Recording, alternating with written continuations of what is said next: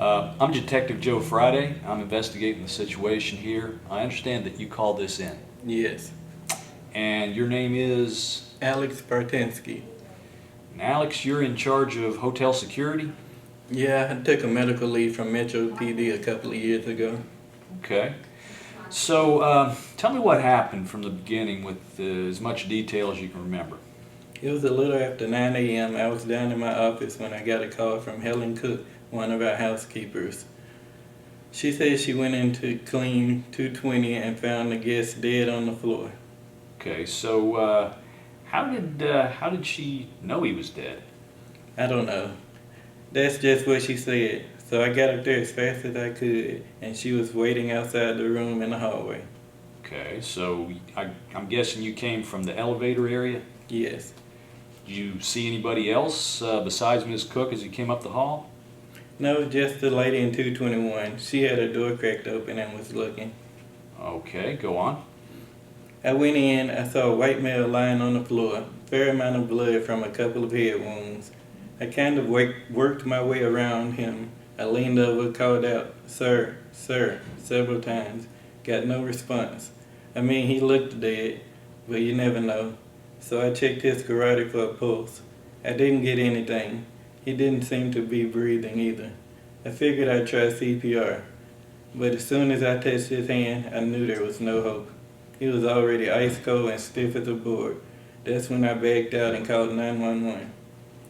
So did you touch anything, move anything in the room? Well, I touched the doorknobs, I touched his neck and his hand, but I don't think I touched anything else.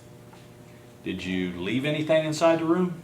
No, I don't think so. It's been a while, but it's not my first homicide, you know. Right. So what happened next? I backed out of the room, EMS got here and I pointed out where he was. They went inside and checked him for all the good that did. Okay, so the lady you were with, did she seem pretty shook up? She seemed okay to me, a little shook up, maybe. And the victim, can you tell me who he is? Sure, his name is Ralph David Reed. Been with us since the 15th. That's a long stay. Any idea where this guy's from? I'd guess he's local. Okay. Anything else you can tell me about Mr. Reed? Well, the story on Mr. Reed is that he's allowed to stay at any embassy hotel for free, part of an out-of-court settlement negotiated by our brilliant corporate legal team. Reed came in on the 15th and demanded a suite. I had no choice but to give it to him. I don't know what he does for a living. Seems to play golf most days. I see him coming and going with a set of clubs every day. Doesn't dress like a golfer though. Street clothes mostly. I kept a pretty close eye on that guy. He seemed like trouble. So the free room, was this like a slip and fall type of situation? All I can say is that he was given 5 years of room stays to avoid a lawsuit. Off the record, you may want to talk to Trent Keller here about it. Good guy, Trent. He was the security director at the embassy in Chattanooga until he got fired over this whole deal with Reed. Just between us, Trent got a raw deal. Okay, Trent Kelleher. Does Reed have a car here?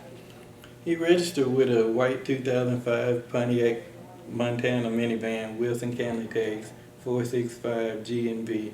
It's still in the parking lot, by the way. I checked. All right. What else? Any visitors? No, never saw him with anybody.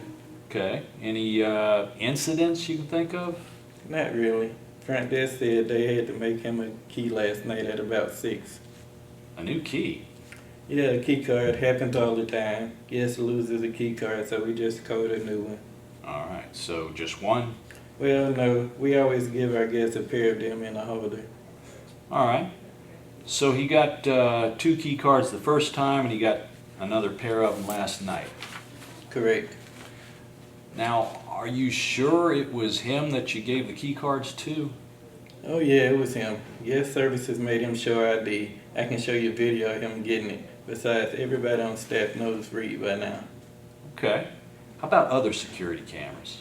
Well, we got CCTV on the 4 exterior corners of the building, but none in the hallways. There's coverage of the front desk and the bar, but none of the room areas. I can probably get you film of him coming and going from the building if that helps, but I can't guarantee anything. Okay, but definitely no security cameras in the hallway. No, sorry. All right, well, I'll need footage from the exterior and the lobby and a list of guests in that part of the hotel. I'll get it ready for you, but I'm gonna need a subpoena to make it official. Oh, you'll have it. I'll be in touch. And I'm going to be impounding that van. Anything else you can tell me?